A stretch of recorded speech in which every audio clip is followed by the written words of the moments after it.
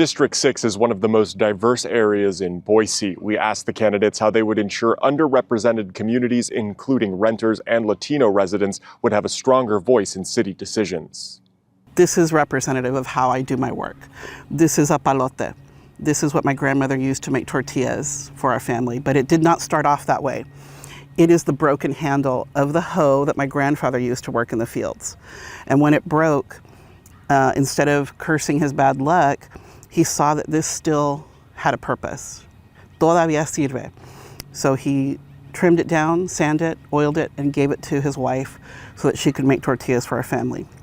I don't make tortillas with this, but what it carries with it is a lesson of how do you turn an issue into an opportunity. So in 2020, when we were all separated from each other due to the pandemic, I did not want to be separated from my constituents or from my colleagues or from the folks who were working at the city of Boise. So I turned to the outdoors. I invited people to meet with me on my deck, on my lawn. I think I had more engagement with my community during the pandemic, during a time when we were told you can't be with each other. It's important that we be with each other, Dakota. And so that's something that I take pride in. I've always done a very good job of connecting with my constituents, whether it's social media or meeting at Java in Hyde Park. People knew that if they wanted to meet with Councilwoman Sanchez, that's where they'd find her. So that's how we do it, is we just do it. We just make ourselves available.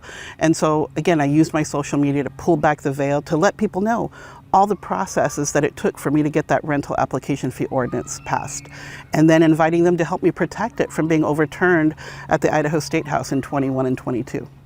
So I actually grew up in District 6. I was born and raised on the far edges. At that point, it was Ada County. It's been annexed in since I was a kid. I grew up, I know this district well.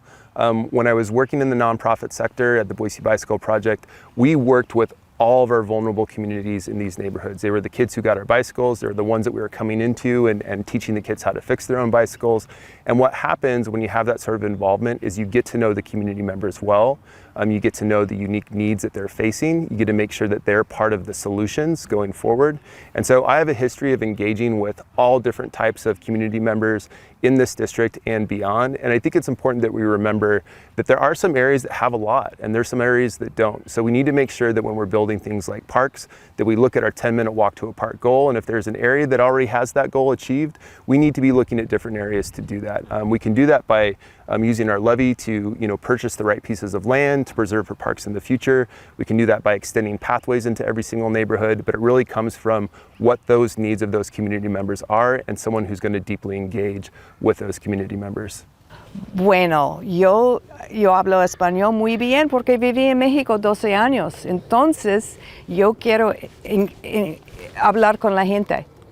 And I just said that I lived in Mexico for 12 years, so I want to embrace the Hispanic community and get them more involved. And they can come to me and talk to me because I am representative of the neighborhood. I lived in Mexico for 12 years and I love my Latino friends, so let's get it going.